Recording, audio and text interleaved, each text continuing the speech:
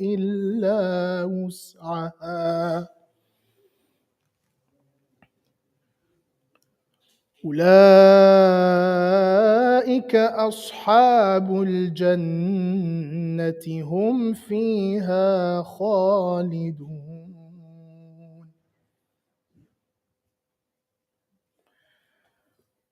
ونزعنا ما في صدورهم من غل تجري من تحتهم الأنهار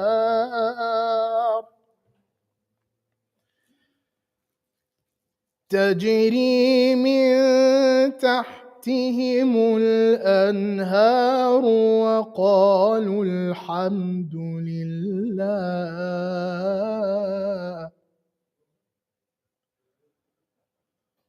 وقالوا الحمد لله الذي هدانا لهذا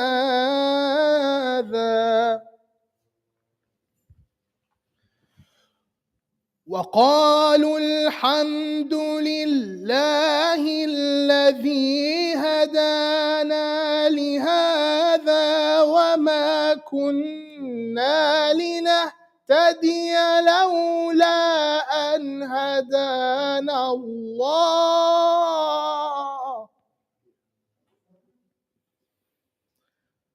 لقد جاءت رسل ربنا بالحق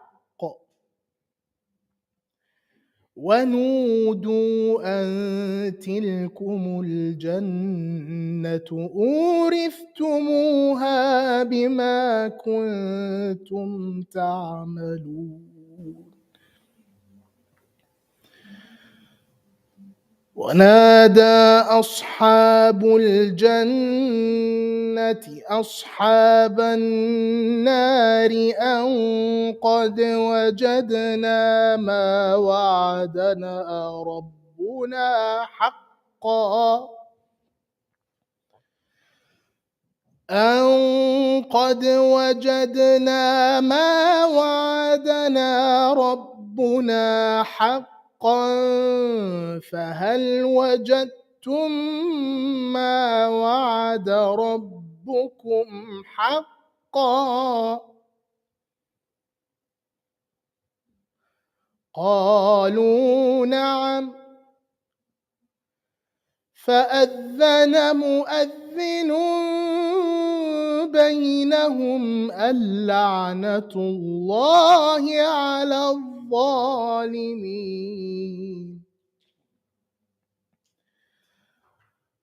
اللعنة الله على الظالمين الذين يصدون عن سبيل الله ويبغونها عوجا الذين يصدون عن سبيل الله ويبغونها عوجا وهم بالآخرة كافرون وبينهما حجاب وعلى الأعراف رجال يعرفون كلا بسيماهم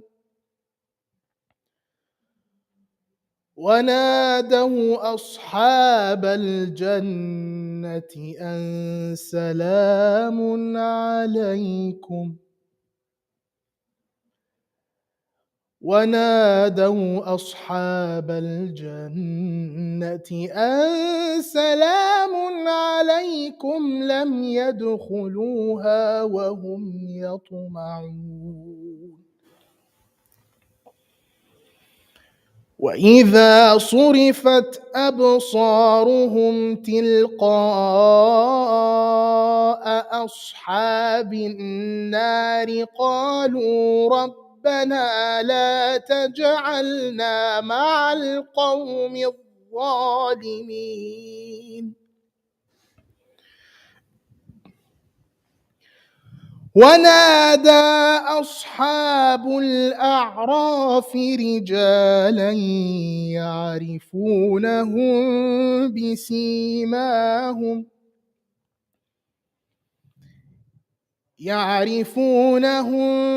بسيماهم قالوا ما أغنى عنكم جمعكم وما كنتم تستكبرون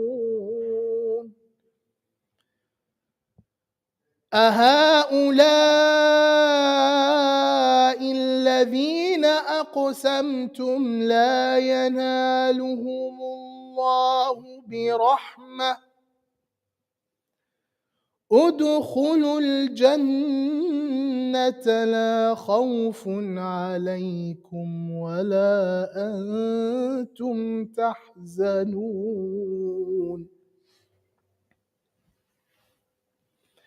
ونادى أصحاب النار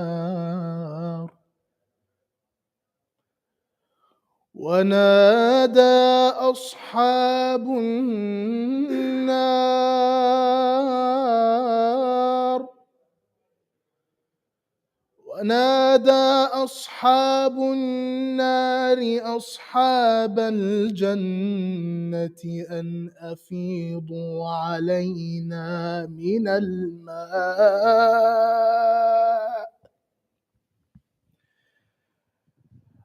أفيضوا علينا من الماء أو مما رزقكم الله قالوا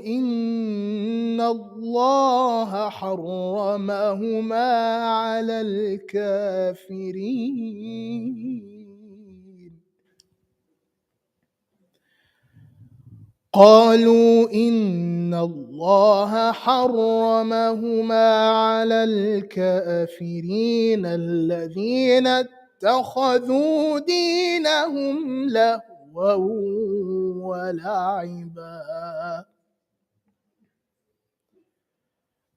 الذين اتخذوا دينهم لهوا ولعبا وغرتهم الحياة الدنيا فاليوم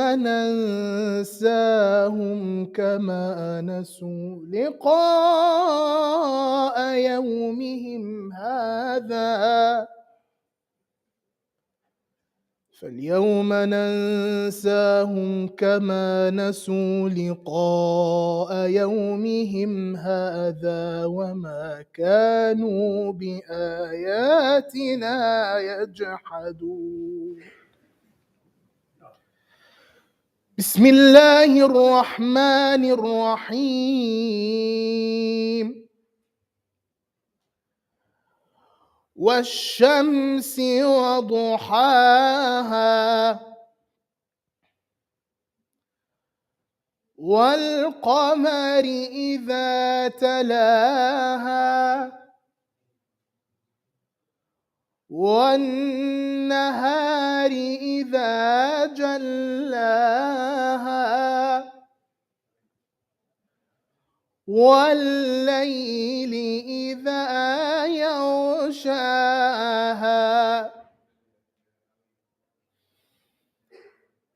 والسماء وما بناها والأرض وما طحاها ونفس وما سواها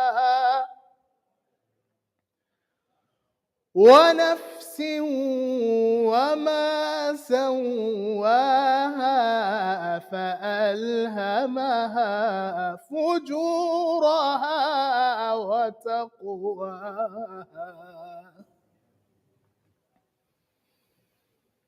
قد أفلح من زكاها وقد خاب من دساها كذبت ثمود بطغواها إذ انبعث أشقاها إذ انبعث أشقاها فقال لهم رسول الله ناقة الله وسقياها فكذبوه فعقروها فدمدم عليهم ربهم بذنبهم فسواها فدمدم عليهم ربهم بذنبهم فسواها ولا يخاف عقباها صدق الله العظيم. الفاتحة. جزاك الله.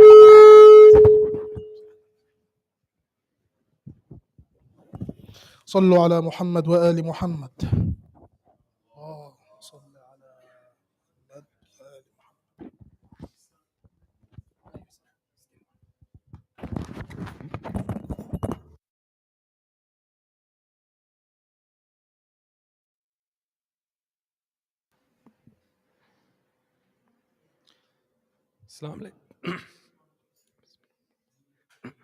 Assalamu alaikum. Well done for making it here on a Monday. Can I ask everyone who's seated on the floor to move as far forward as possible? That's the first thing. Really appreciate the effort yesterday. Made a real difference. A lot of people who weren't able to access the other day could. So if you can move all the way far forward as possible, I think it contributed to the atmosphere that we had yesterday as well, which I think a lot of people enjoyed. So if we can recite one loud salawat and if you can all move as far forward as possible, I'd really appreciate it.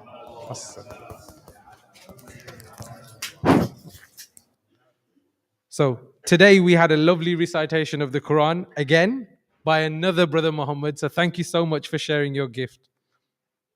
So the last few nights I've told you about how Al-Mahdi Institute's a renowned world-class institute for Muslim scholarship. It provides a platform for open and authentic discussion, ethical discussion, conscientious discussion, and ultimately the critical study of Islam. And aside from the cutting-edge research, we know the the institute offers an online Hosar program, the final year of which you can get a master's from the University of Birmingham. And there's lots of information available. But today in the foyer, there's also an AMI press stall where you can purchase some of the outputs of the Great Institute. And actually, the written word leaves a huge legacy, which we can all access time and time again. There's lots of information on the website, so almahdi.edu, or grab yourself a prospectus or the latest edition of the Insights magazine from the foyer. So I believe there's still an opportunity to donate to sponsor the program, or if you feel inclined to donate towards the Institute itself, donations are welcome by cash or card. Speaking about donations, there's an Ashura food drive. We had an amazing speech yesterday about that. Food drive collection, and there's several posters about the items required, and they're dotted around the Institute, and they can be deposited in the container in the reception area. So thank you for Time for Change and Who's Hussein for organizing that. This year's lecture series is sponsored on behalf of the Marhumeen displayed on the TV screen located outside of the chapel. Please can recite a Surah Fatiha and observe a moment's silence for these Marhumeen and all other Marhumeen.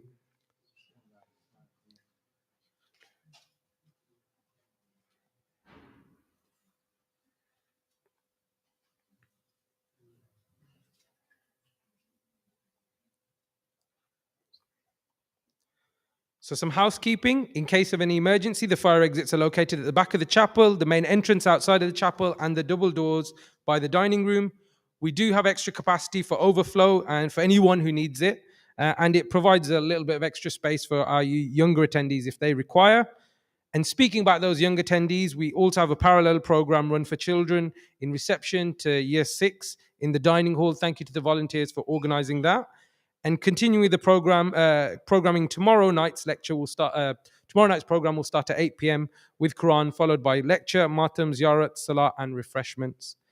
If you've missed out on a lecture, and it's really important that you don't in this particular series, please visit our YouTube page. The lectures will be available there. And if you can't make it in person, you can go to shaykharif.com/live.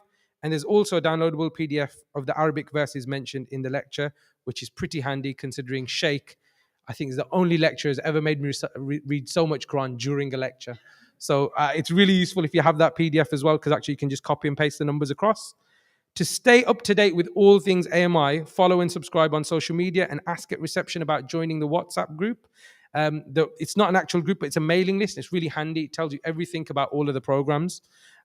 So that's all for announcements. And soon I'll ask Shaykh to take his seat for tonight's lecture, which is part 6.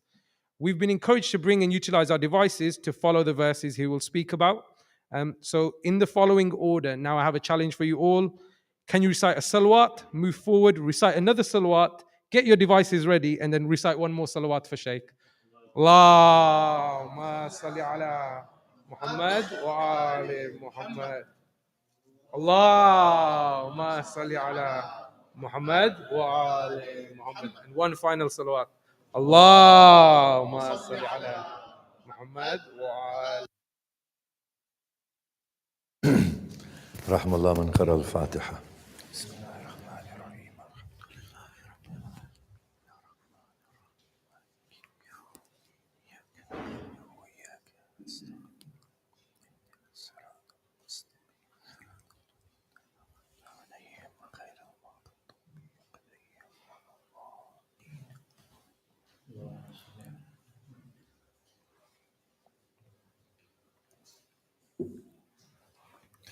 أعوذ بالله من الشيطان الرجيم.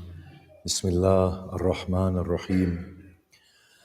الحمد لله رب العالمين الذي هدانا لهذا وما كنا لنهتدي لولا أن هدانا الله والصلاة والسلام على أشرف الأنبياء والمرسلين شفيع ذنوبنا وطبيب نفوسنا وحبيب قلوبنا أبي القاسم محمد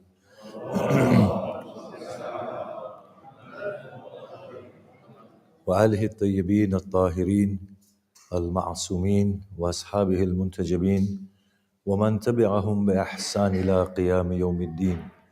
بسم الله الرحمن الرحيم. رب اشرح لي صدري ويسر لي أمري واحلل عقدة من لساني يفقه قولي. أما بعد، السلام عليكم جميعا ورحمة الله وبركاته. Bismillahir Rahmanir Rahim.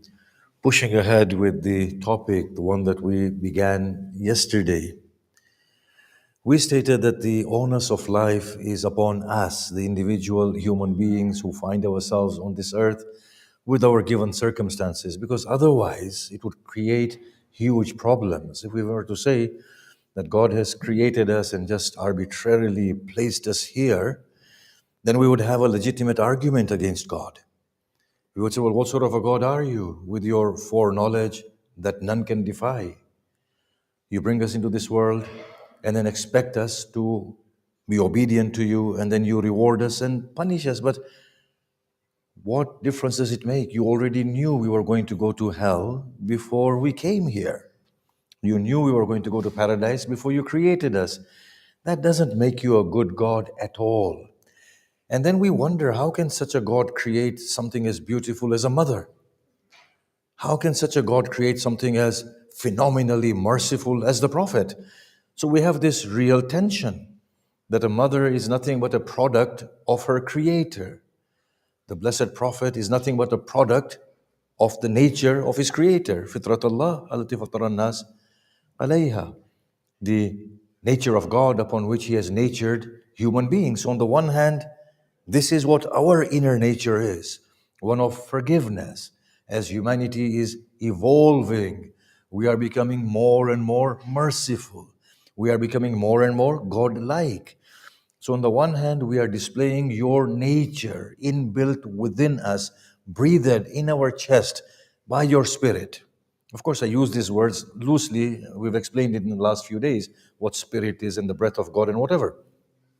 And on the other hand, we find this notion of yours, your foreknowledge. And it just doesn't add up. There is a huge struggle. And religion is on the losing end of this struggle. It doesn't provide enough accurate, satisfying explanations. Now, the philosophers somehow are adamantly refusing the pre existence of individual human souls. I mean, they will agree that there might be something like the soul as the soul. Like we explained yesterday, one simple consciousness that we all have at the core of our being. They might agree to something like that. But they will never agree to individual conscious human beings because they have a problem with all this reincarnation, which, of course, we stated yesterday, is due to their faulty definitions.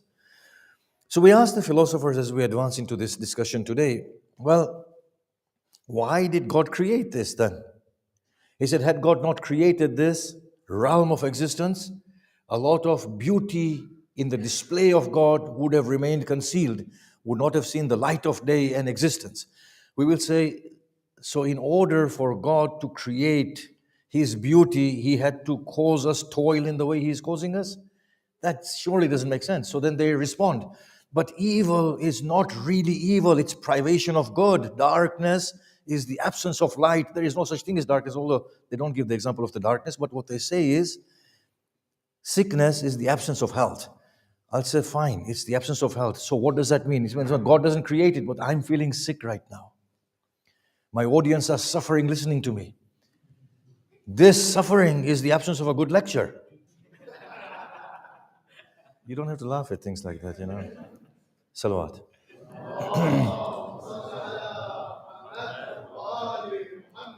So, first of all, these are just descriptions. Had He not created us in the first place, you would not have to give us these mind-bending explanations. I say, okay, then let us throw a question at you. And that's a question that appears to all religious philosophers, and none of them can answer it. The question of the existence of human suffering. Given that God is all-knowing, all-capable, all-kind.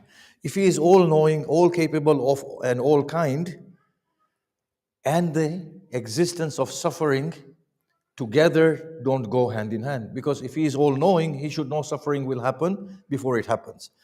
If He is all-kind, He should not be able to observe suffering. If He is all-capable, then He should be able to remove that suffering.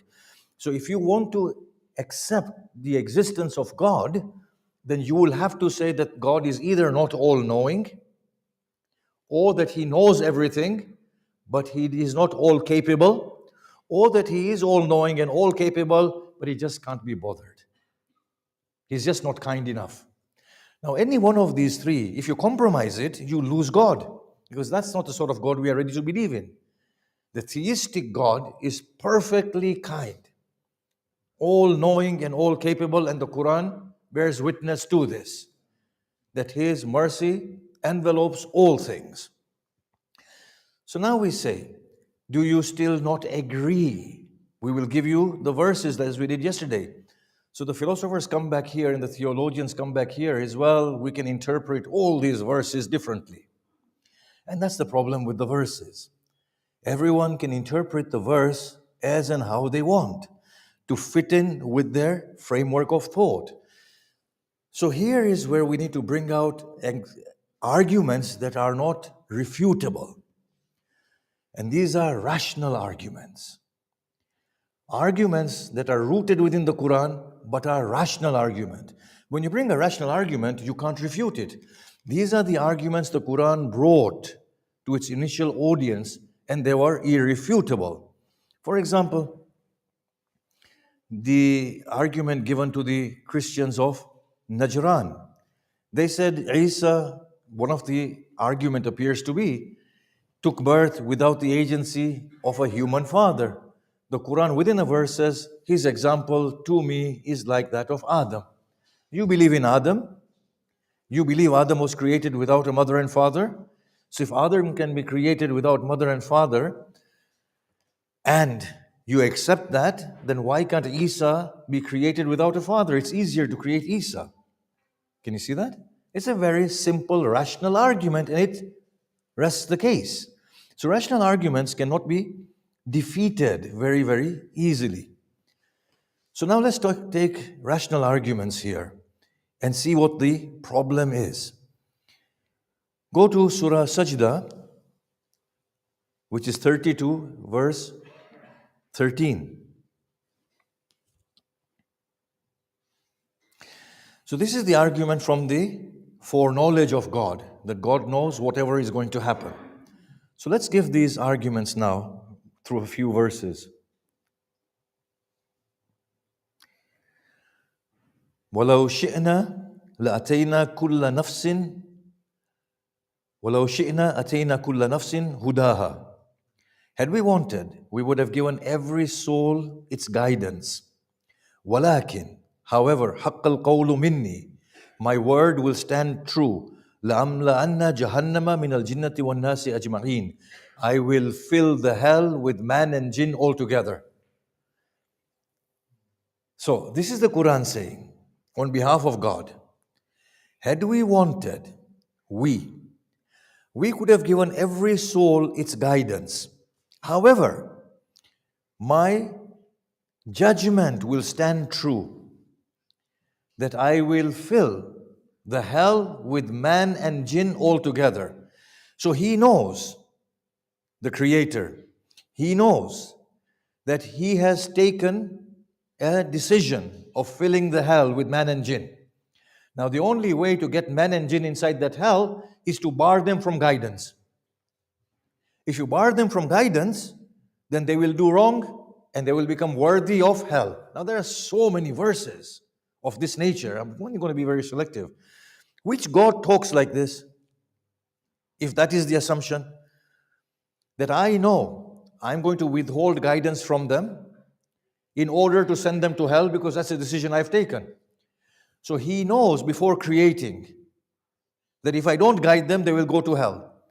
And because I've taken a decision of putting them inside hell, I'll bar them from guidance. Now think about this. How are we supposed to make sense of this? God, I did not exist. Yes? Because my initiation comes from this world. I commenced my journey from this world. Now, before I came here, you took a decision of filling your hell. And the only way you could fill your hell was by barring us from guidance. Now, if we are barred from guidance, and that becomes a justification for you to throw me into hell, how does that make sense to me? You created me for hell.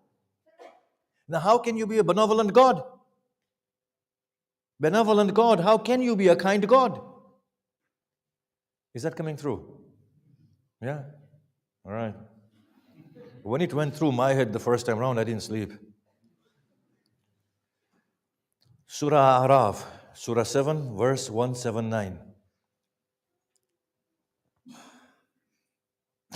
If that didn't mess your heads up, this will.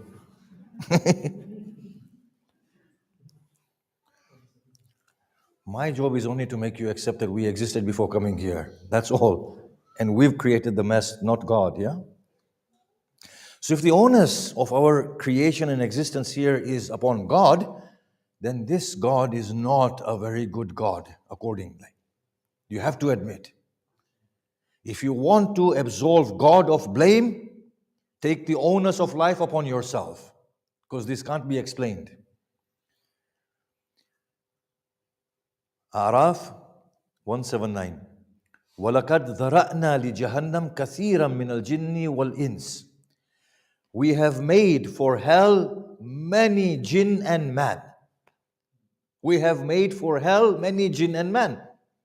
We have made. So we weren't here before you made us, and you made us for hell. Which kind God can do this? That means God is not just and God is not kind. So I don't mind if you want to say God created us, just accept that this God who has created us is not a kind God. Will you be ready to accept that? Nobody can they? لَهُمْ قُلُوبٌ لَا يَفْقَهُونَ بِهَا. They have hearts with which they comprehend not. وَلَهُمْ أَعْيُنٌ لَا يُبْصِرُونَ بِهَا. And they have eyes with which they see not. وَلَهُمْ آذَانٌ لَا يَسْمَعُونَ بِهَا. They have ears with which they hear not. But had you not decided to put us in hell, we would have had hearts with which we would have thought. Had you given us our guidance, we would have thought. You've withheld the guidance from us. Think about it. You withheld the guidance from us to make us go into hell.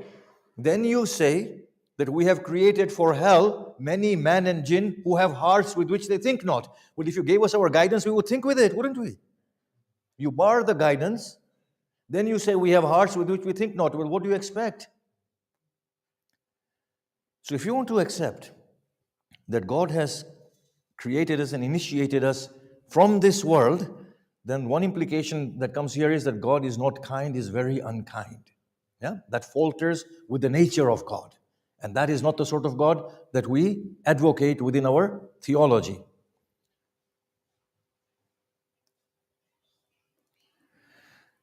Now look at the second series of verses. God guides and misguides. Surah Nahl, Surah 16, verse 93.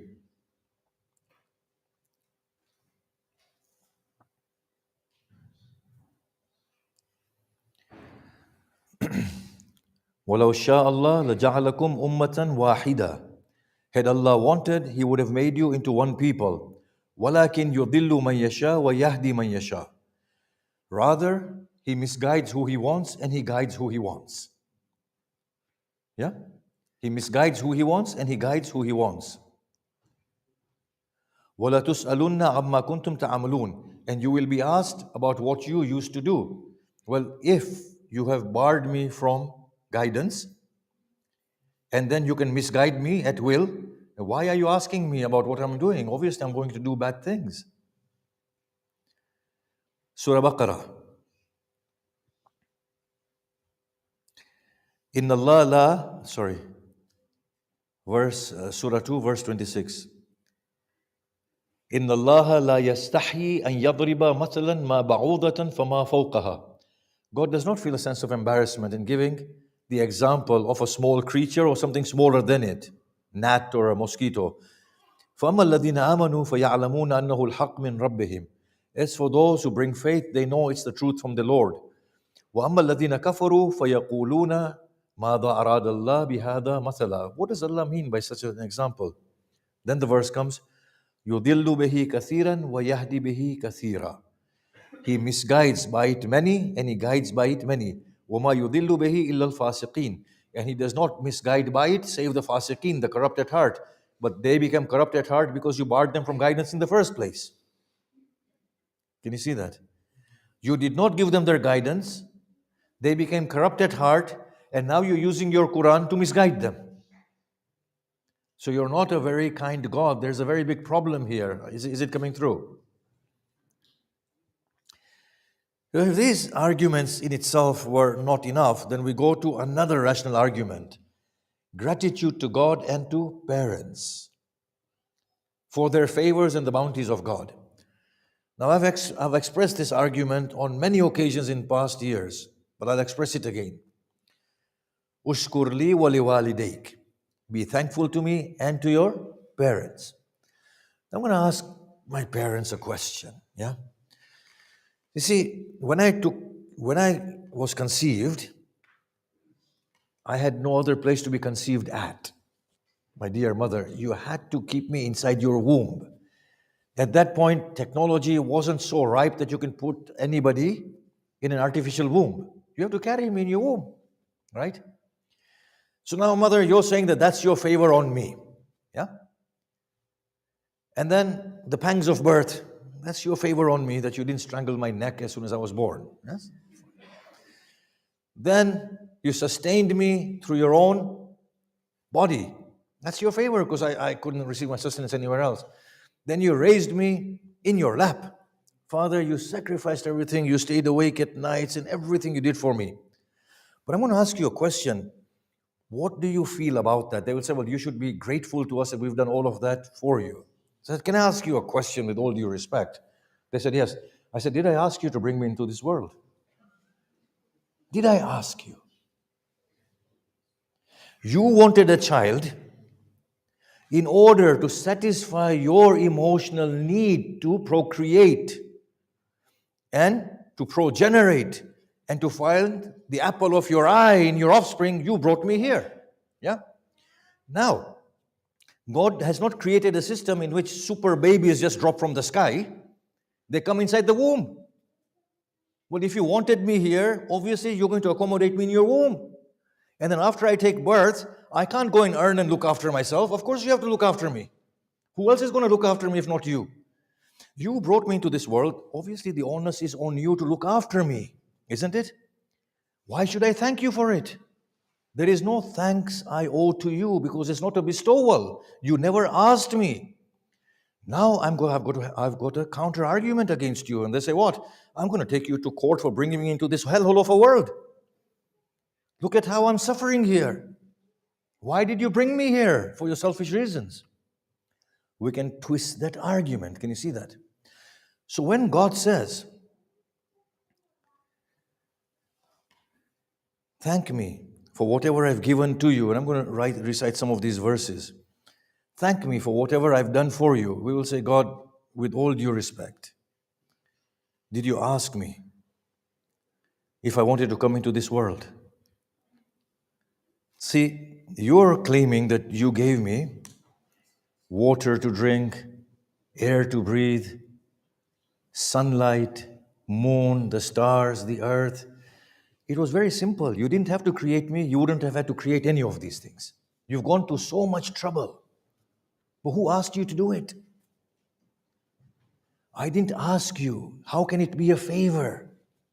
And oh God, if you don't mind me being audacious, if coming to this world brings with it the threat of going to hell, I think you're to be blamed here. You're not a good God.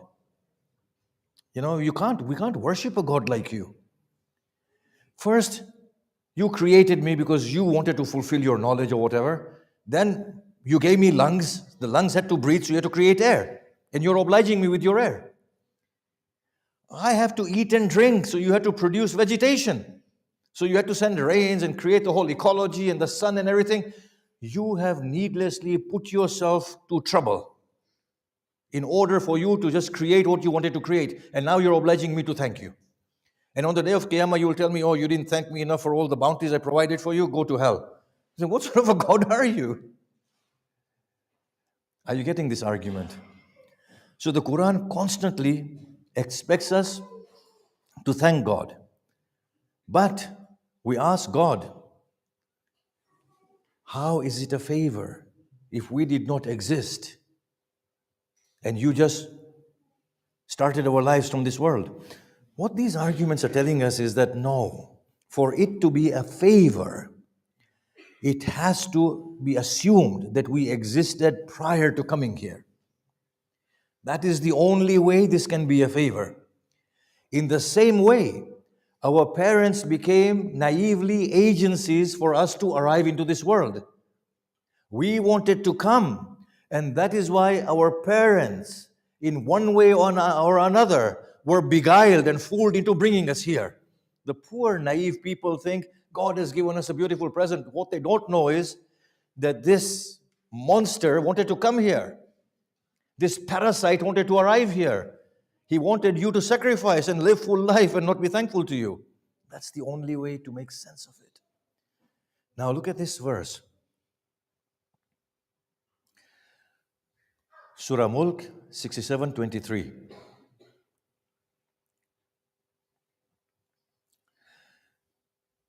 قل هو الذي أنشأكم وجعل لكم السمع والأبصار والأفئدة قليلا ما تشكرون. He is the one who has raised you and made for you hearing, seeing, and a heart to think with. Little is the thanks that you give. This verse can only make sense if we were not in an embodied state. And He created these bodies for us in order for us to avail ourselves of the opportunity of this world. Otherwise, we would not be able to reap the benefits of this opportunity in the world. So we were, but we did not have the apparatus, the tools, the means to come to this world and to benefit from this opportunity. That's the only way it will make sense. Otherwise, we can turn around to God and say, well, you gave us hearing and seeing and afida by bringing us here. How can that be a favor? The argument turns. But if you were to assume, no, we were, and God has made it all possible, then the world is a huge favor. And that's what Imam Hussein understands in his dua. He says, "Oh Lord, how may I give thanks to you for even one of your bounties, when each act of giving thanks to you in that brings me into a debt infinite times over. For it is your air that I will breathe. The lungs will expand due to your consent and what you have given. The vocal cords will modulate sound through your command and the way you have created them. The lips will utter and formulate the words in accordance with the way you have destined them to and fashioned them to. And then on top of all of that, it's the tawfiq and the good sense that you give me to thank you, through which I will thank you. So one act of giving thanks to you makes me indebted an infinite times more to you. It's an impossible task, Imam Hussein says, because Imam Hussein understood very well that this world is a favor of God. It is not that God has just initiated us here. We wanted to be here for some reason. We need to find that out. But the only way this verse is going to make sense is we previously assume. Now, go to Surah Insan, verses 1 to 4. هل أتى على الإنسان حين من الدهر.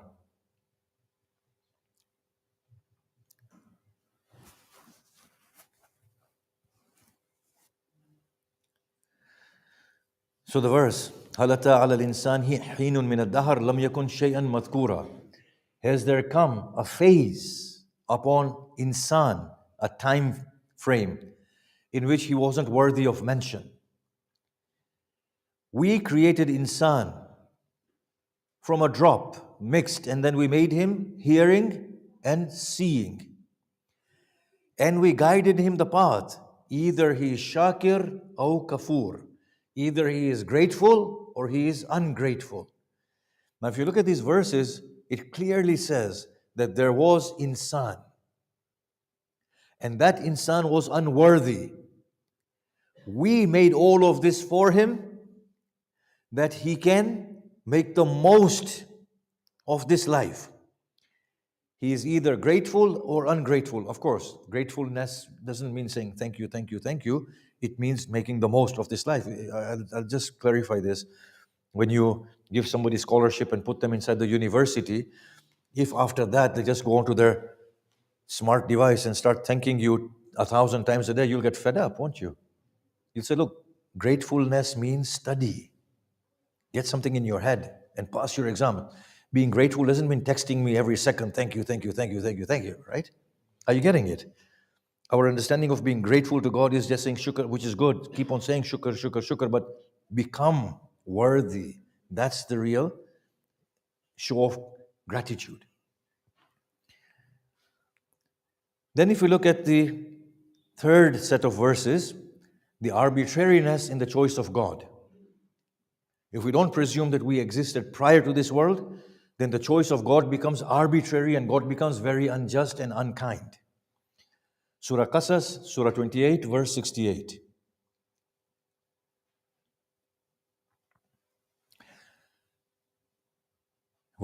Surah 28, verse 68.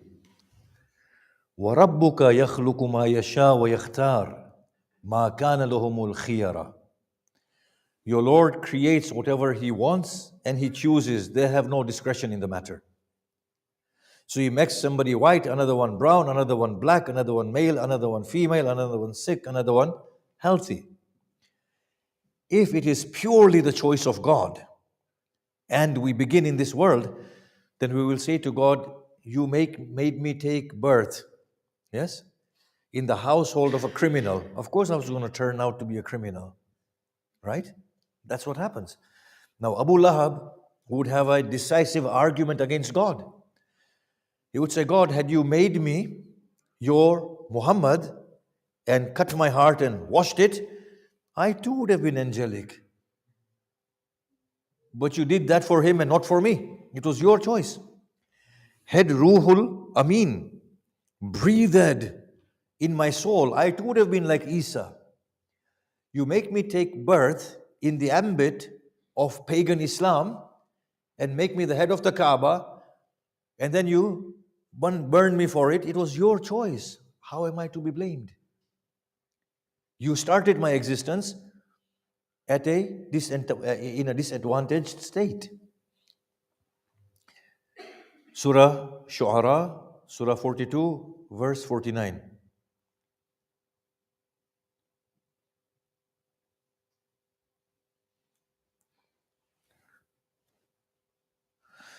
وَلِلَّهِ مُلْكُ السَّمَاوَاتِ وَالْأَرْضِ يَخْلُقُ مَا يَشَاءُ يَهَبُ لمن يشاء إناثا ويهب لمن يشاء الذكور أو يزوجهم ذكرانا وإناثا ويجعل من يشاء عقيما. Allah has the dominion of the heavens and the earth. He creates whatever He wants. He gives to whoever He wants females, and He bestows upon whoever He wants male offspring. And He makes whoever He wants of the females barren and without children. So if that's the decision of God and discretion of God, because we did not exist previously, then that makes that God very malicious. It's not a good God, malevolent God. You gave them sons, you gave me daughters, you gave me no children. It was your choice. And how do you justify yourself? And then after that you will punish me or reward me. The most pressing arguments are these.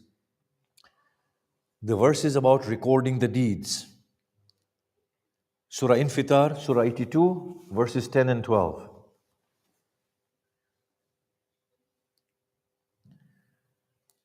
Think about these things when you read the Quran. وَإِنَّ عَلَيْكُمْ لَحَافِظِينَ كِرَامًا كَاتِبِينَ يَعْلَمُونَ مَا تَفْعَلُونَ. Upon you are watchers, the noble scribes. They know what you are doing. So every deed of ours is being recorded. How can that make sense if we did not already make a pact with God? Deeds can only be recorded under the influence of a pact that we've made with God previously, that I will do good, and there is a formal account taking in detail of whatever we are doing. And on the day of Qiyamah, it will be presented. But if we don't make a pact with God, He's created us to start off with in this world, and then He records everything. How can that make sense to anybody? And every individual's deeds are being written. Zukhruf 43:80.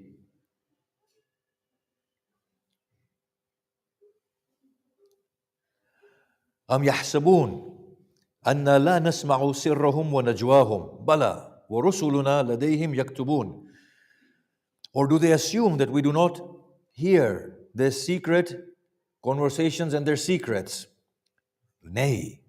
وَرُسُلُنَا لَدَيْهِمْ يَكْتُبُونَ. Our messengers are with them writing down everything.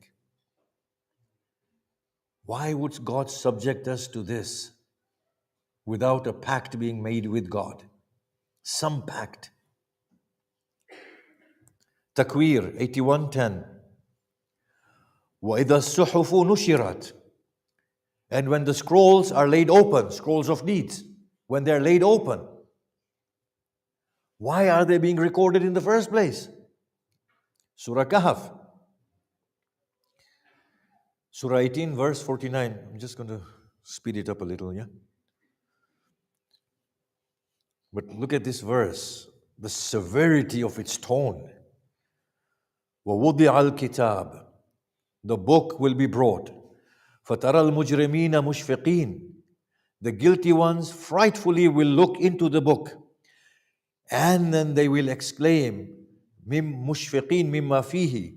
They will be frightened as to what is inside there. And then they will exclaim, وَيَقُولُونَ. And they will cry out, يَا وَيْلَتَنَا.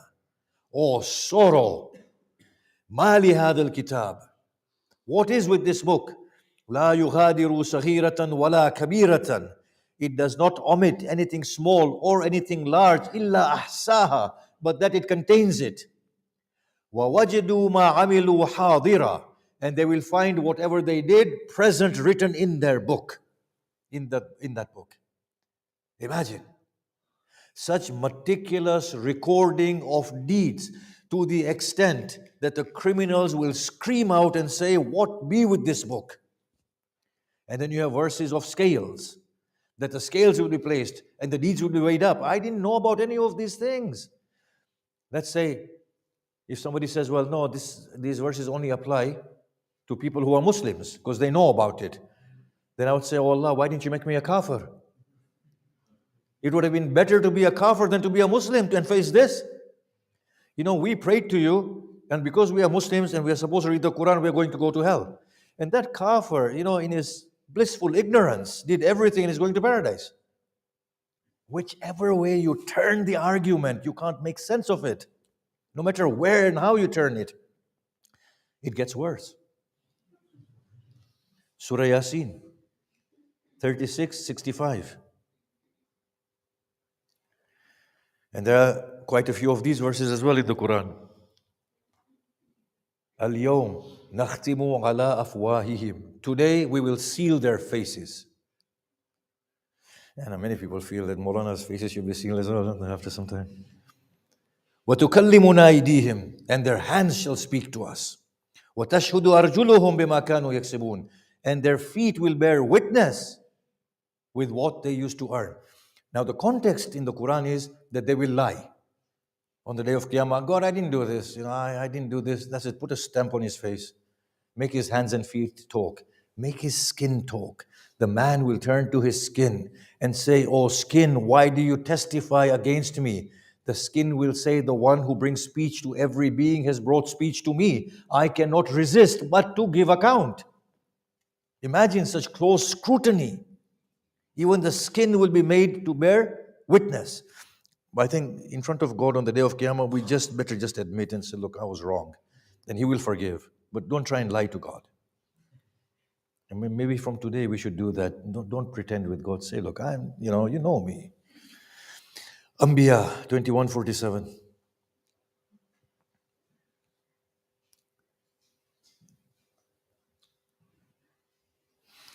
Psychologically, if you tell somebody it's daytime, enough times they will believe. Even if it's night, they'll believe it's daytime, right? Yeah, you won't get it. وَنَضَعُ الْمَوَازِينَ الْقِسْطِ. And the scales of justice will be placed لَيَوْمِ الْقِيَامَةِ, on the day of standing and reckoning. فَلَا تُظْلَمُ نَفْسٌ شَيْئًا.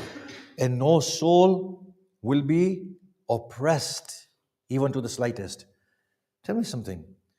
If we assume that this is the initiation of our existence, then the scales of justice will be the biggest oppression against us. Can you see that? So the verse says the scales of justice will be placed, and no soul will be wronged, even in the slightest. وَإِنْ كَانَ مِثْقَالَ حَبَّةٍ مِّنْ خَرْدَلٍ أَتَيْنَا بِهَا. And even if there is a weight of mustard seed of their actions, we will bring it out. Imagine. And Allah says in the Quran, or the Quran says, I know what is going on inside you.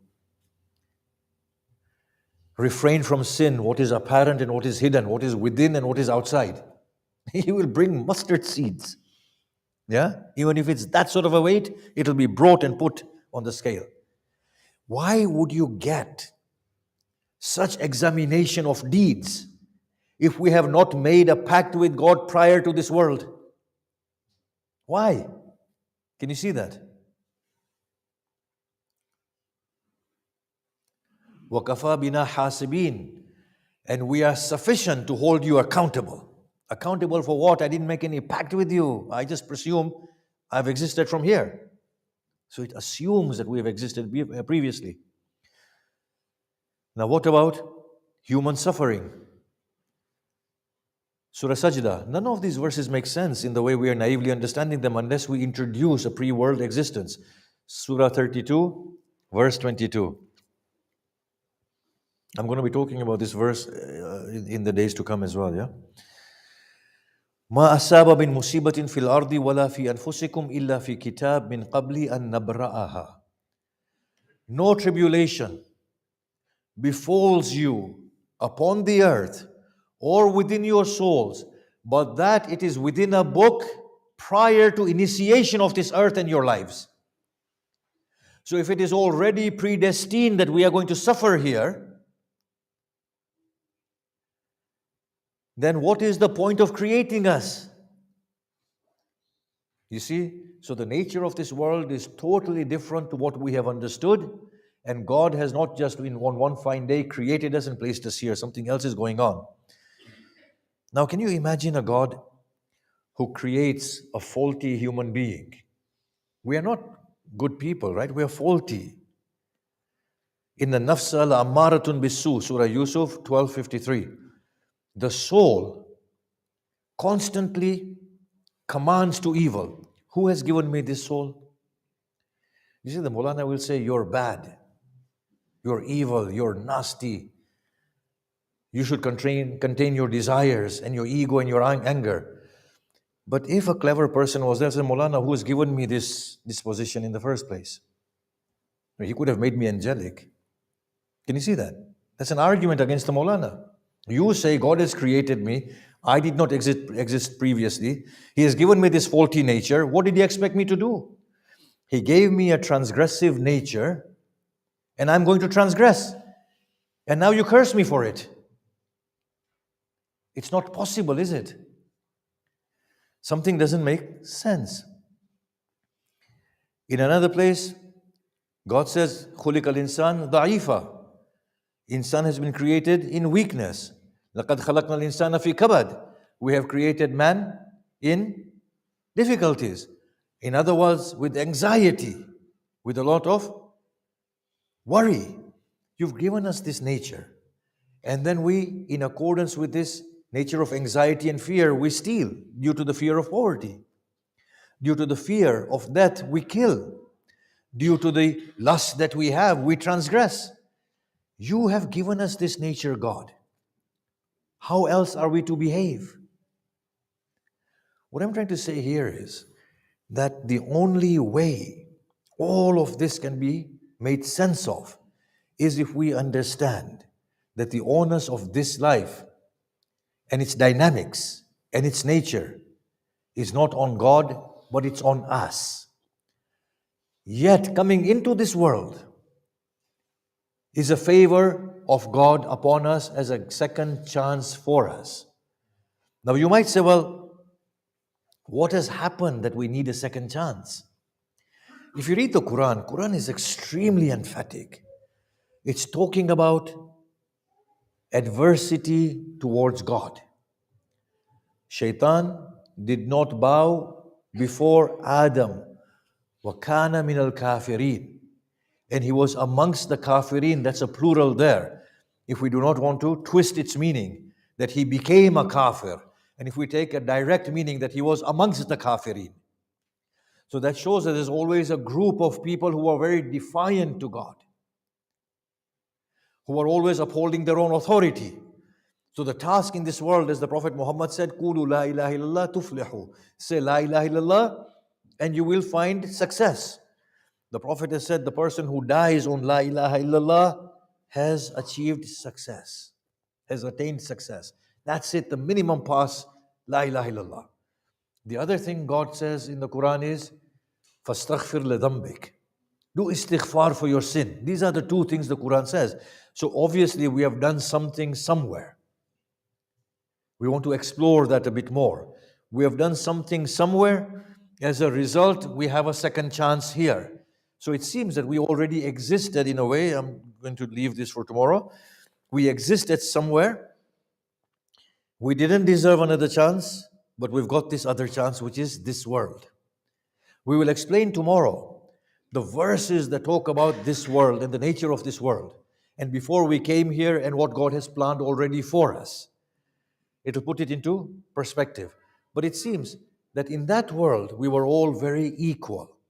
Something has happened there, due to which now in this world, we have come out with these differing aptitudes, differing circumstances. All of these differing aptitudes, all of these differing circumstances have to have a justification. If God were to create them arbitrarily, then God would become very, very unjust and very unkind. So who is responsible for it? Only I can be responsible for my own circumstance. How am I responsible? As yet I don't know. But my mind tells me God can't be. Because God says in the Quran, in Allah, لَيْسَ بِظَلَّامٍ لِلْعَبِيدِ. Allah is not oppressive to His creatures. If God were to give me this circumstance, then God is oppressive indeed. And then to make me account for it, for going astray, and then punishing me, God would become extremely unjust and oppressive.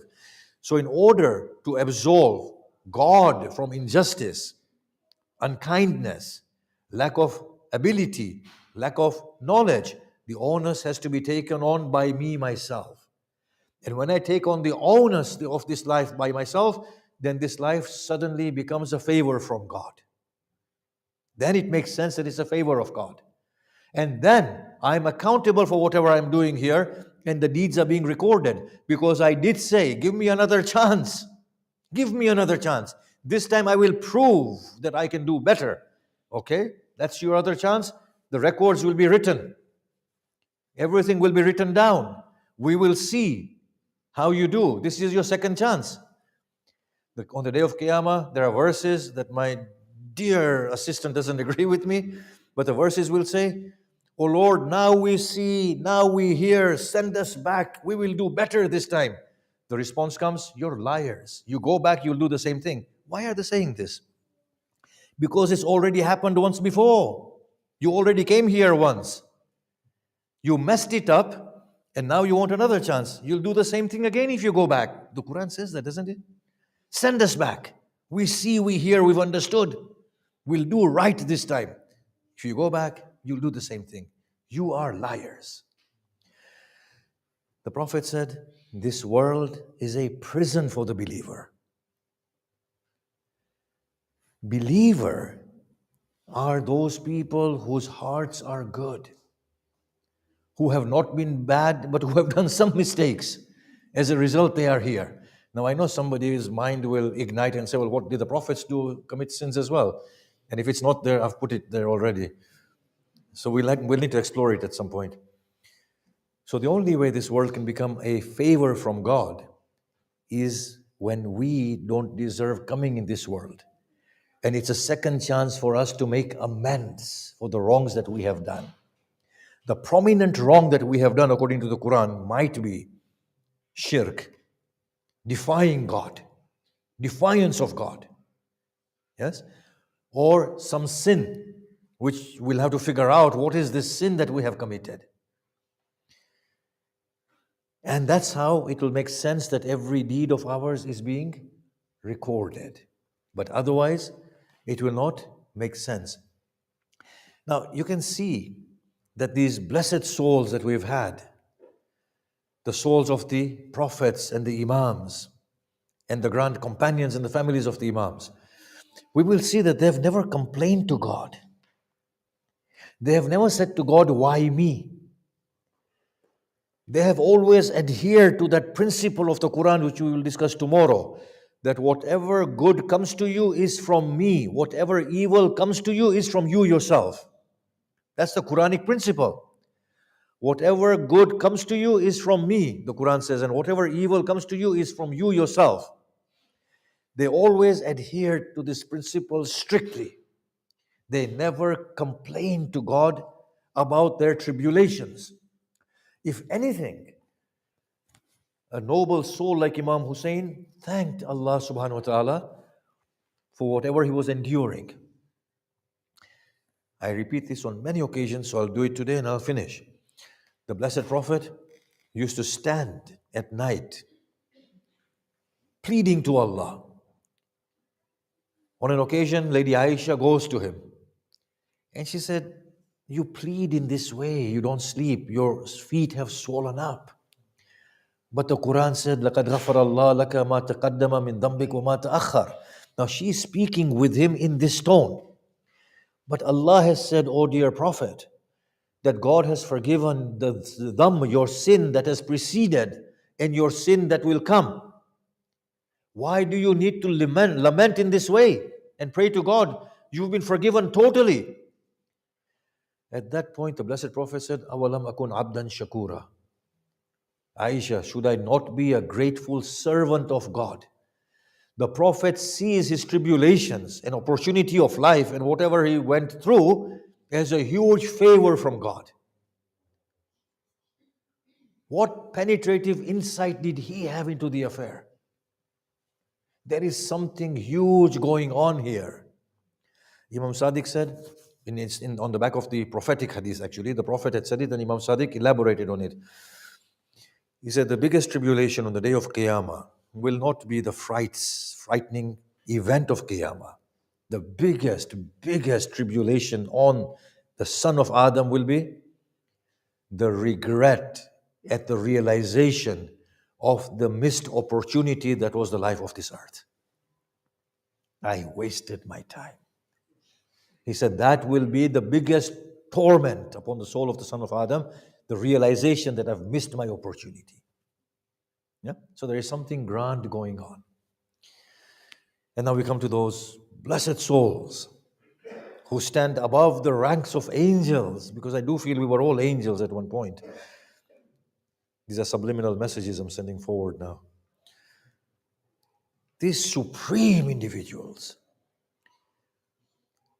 We find Hamid ibn Muslim narrating on the day of the 11th, after Ashura, when the women were being gathered to go to Kufa and to Ibn Ziyad onwards. He said, I went into the battlefield. I saw torn, decapitated bodies. I found mothers and sisters wailing at everybody. I found 2 young bodies that were not attended, and nobody was there crying upon them. I asked the women around, I said, were these 2 without any parents accompanying them? I was told, no, these are the sons of Zainab. I asked, where is Zainab? I was told, look ahead. She's at the body of her brother. This is how much this sister is in love with her brother. On the night of Ashura, Zainab slaps her face, says, oh brother, will you be killed tomorrow? On the day of Ashura, coming out of the tent, looking for her brother, spurring the soldiers of Hussein. On the night of Ashura, oh brother, test their resolve, lest they abandon you. I will say, Zainab, your brother will taste death tomorrow. None can save him. But this is the sister of Hussein. On the day of Ashura, she is restless. As the heroes fall, Zainab runs to their body as Hussein brings them back with Abbas. She looks at her children. She says, oh children, will you not give your lives for your uncle? They said, oh mother, he restrains us, does not allow us to go. She said, call your uncle to me. When they said, our mother calls you, he hesitates. She calls out to him. He goes into the tent. He said, brother, look at me. He was refusing to look at her. Brother, what face will I show to our mother on the day of Qiyamah? He said, oh sister, Abdullah may not be happy. He gave them for you, O Hussein. Allow them to go. Reluctantly he allowed. We read that she combs their hair and applies collyrium to their eyes. She beautifies her gifts for Hussein. They saddle, they go onwards. She says, if you find Ibn Sa'ad, put him to death. If you get to the water, be mindful your uncle is thirsty. As they go on, Hussein stands at an elevated place, overlooking their battle. Umar ibn Sa'ad says, whose children are these youthful boys? Zainab's. I am amazed at the love that this sister has for her brother to send such beautiful sons into the battlefield to die. The two children fight. Muhammad is struck upon his head. On comes to him, lifts his head. He says, "Oh brother, I am soon to join you." He is struck down as he speaks. Hussein rushes to the battlefield. It is described that Hussein carried the bodies of the children, that their chests were in Hussein's arms and their feet were dragging. He comes to the tents. At every occasion, Zainab used to be the first one to receive the bodies. On this occasion, he does not see his sister. Sheikh Abbas explains that Zainab did not wish to cause her brother embarrassment. Matem Hussein.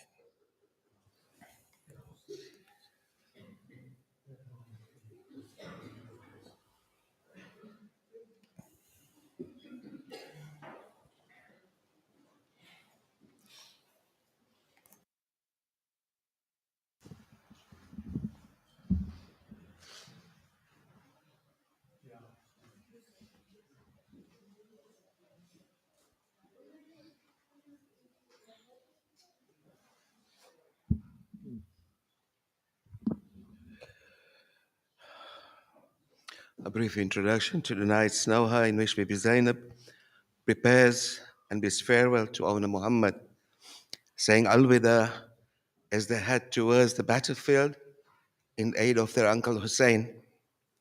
The verses express how she encourages her young two boys to be brave and gallant, to fight and attack the enemy with valor, reminding them they are the honor and grandchildren of Jafar al-Tayyar and the lions of the daughter of the Lion of Allah. Finally, she says, if I see you return thirsty and faces dripping in blood, your mother shall run towards you and take you into her arms. The jawab for this nawha is very easy. It's Aidil Barani Jafar al-Tayyar, Al-Wida, Al-Wida, Al-Wida, Al-Wida.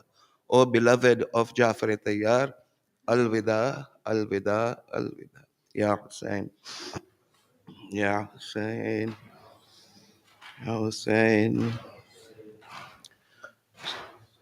اے دل بران جعفر تیار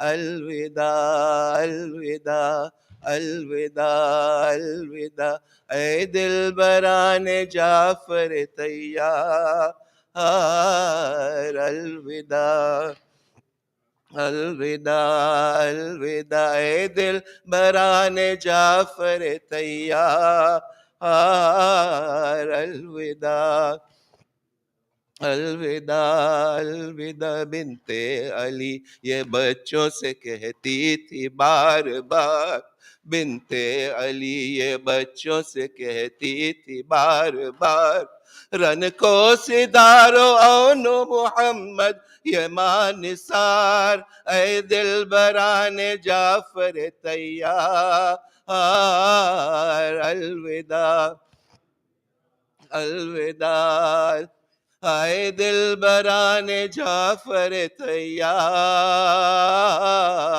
الوداع الوداع جعفر کا افتخار برہانہ جہاد میں جعفر کا افتخار برہانہ جہاد میں نانا کی اپنے شان دکھانا جہاد میں اے دل بران جعفر تیار الوداع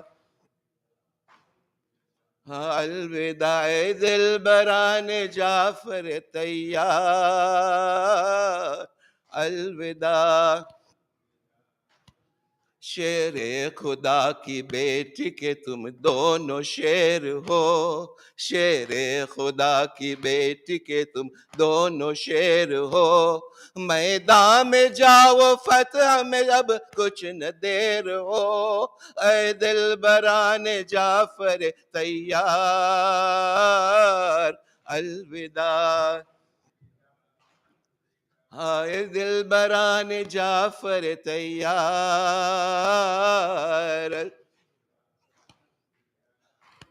घेरे रहे सिपाह मगर मुंह न मोड़ना, घेरे रहे सिपाह मगर मुंह न मोड़ना, हैदर की यादगार हो मैदान न छोड़ना, ऐ दिल बरान जाफर तैयार, अलविदा ऐ दिल बरान जाफर तैयार।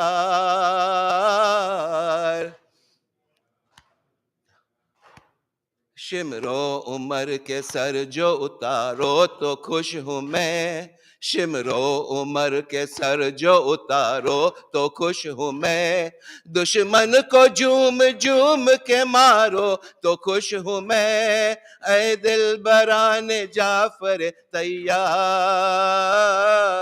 अलविदा ऐ दिल बरान जाफर तैयार।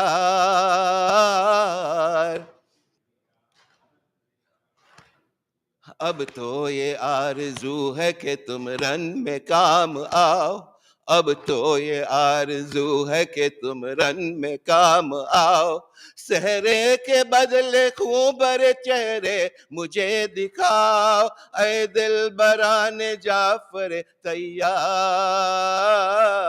अलविदा अलविदा ऐ दिल बरान जाफर तैयार।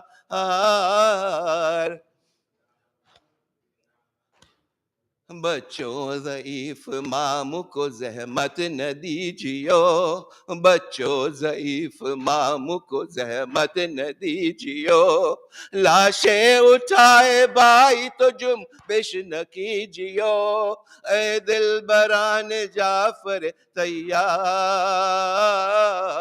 अलविदा अलविदा अलविदा ऐ दिल बरान जाफर तैयार, अलविदा अलविदा प्यासे जो आओगे तो सिला देगी तुमको माँ, प्यासे जो आओगे तो सिला देगी तुमको माँ, खुद दौड़ कर गले से लगा लेगी तुमको माँ, ऐ दिल बरान जाफर तैयार, अलविदा अलविदा अलविदा ऐ दिल बरान जाफर तैयार, अलविदा अलविदा।